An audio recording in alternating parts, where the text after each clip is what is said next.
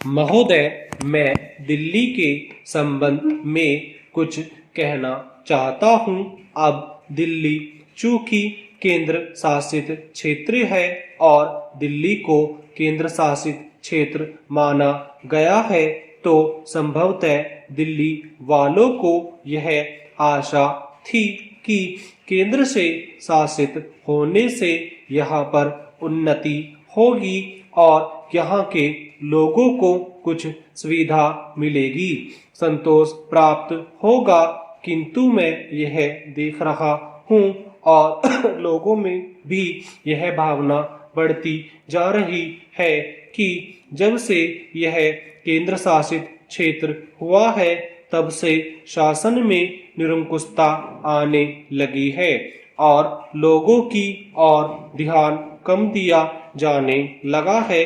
इसलिए मैं यह कहना चाहता हूँ कि दिल्ली प्रशासन के पुनर्गठन के ऊपर पुनः जोर दिया जाना चाहिए और हो सके तो उसके लिए एक समिति बैठा दी जाए और उसके लिए सोचा जाए कि दिल्ली का प्रशासन किस तरह का होना चाहिए।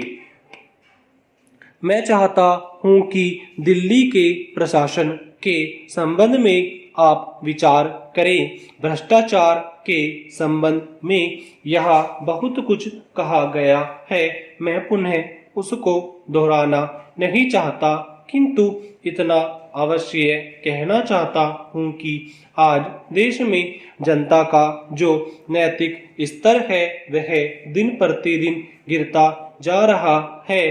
सरकार को यह सोचना चाहिए कि उनका वह नैतिक स्तर किस प्रकार का उठाया जाए और किस तरह से लोगों की भावनाएं बदली जाए, किस तरह से लोगों में अनुशासन रह सके, इसके लिए सोचना अत्यंत आवश्यक है।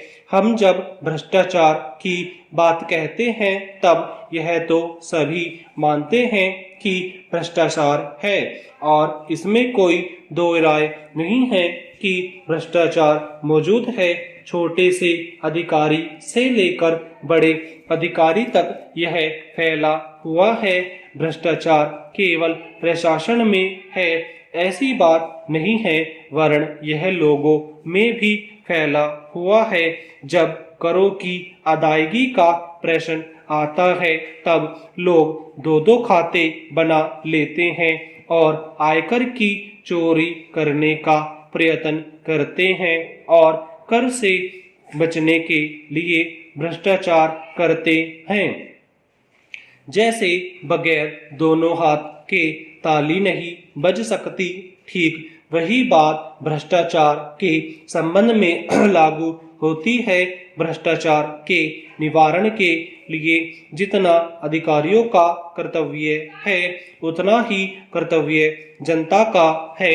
अधिकारियों को तो सतर्क रहना ही चाहिए, क्योंकि यह जो संसद है वह कानून बनाकर उनके हाथ में दे देती है। उनका कार्यान्वयन करने के लिए जनता और नौकरशाही को सहयोग से कार्य करना चाहिए।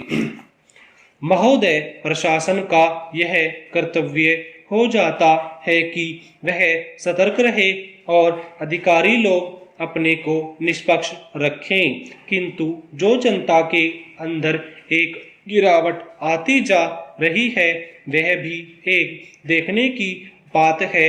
इसलिए मैं चाहता हूँ कि सरकार कोई ऐसा प्रयत्न करे जिससे कि भ्रष्टाचार को रोकने के लिए जो लोगों का नैतिक स्तर ऊंचा होना आवश्यक है उसको ऊंचा किया जा सके।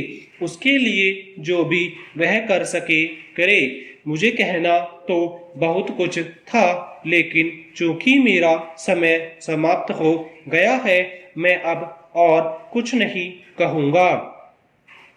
महोदय, इसलिए मैं माननीय रक्षा मंत्री महोदय का ध्यान इतिहास की उस चेतावनी की ओर दिलाना चाहता हूँ कि हिमालय की चोटी पर जिसका अधिकार रहा है उसका गंगा और यमुना के मैदान पर भी अधिकार रहा है।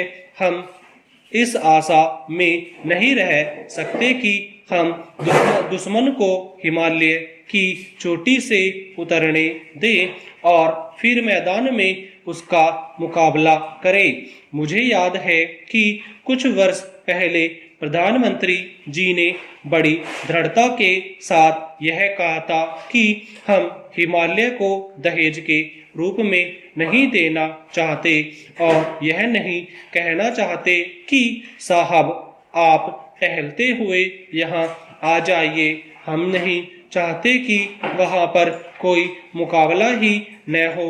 मैं समझता हूँ कि अगर किसी भी सैनिक अधिकारी के दिमाग में अभी तक यह भावना है कि हम हिमालय की ऊंची चोटियों को छोड़कर नीचे मैदान में आकर युद्ध लड़ेंगे तो उनको भ्रम में नहीं रहना चाहिए। यह एक घातक बात होगी, एक आत्मघाती नीति होगी। अगर एक बार चीन का हिमालय की चोटियों पर कब्जा हो गया तो चाहे वह बाद में नीचे हम पर हमला न भी करें, किंतु वहां से हम उसको कभी नहीं हटा सकेंगे। इसलिए इस संबंध में स्पष्ट निर्णय किया जाना चाहिए। इसके बाद मैं मध्यवर्ती क्षेत्र के बारे में कुछ कहना चाहता हूँ। पिछली बार जब चीन ने बड़े पैमाने पर आक्रमण किया था तो लद्दाख में और पूर्व में नेफा के इलाके में किया था। मध्यवर्ती क्षेत्र में मिडिल सेक्टर में लड़ाई नहीं हुई थी, लेकिन मेरा अपना अनुमान है और बहुत से लोगों को इस बात का आशंका है कि अगर अब कभी चीन ने दोबारा हम पर आक्रमण किया तो वह मिडिल सेक्टर में करेगा। इसके कई कारण मालूम पड़ते हैं।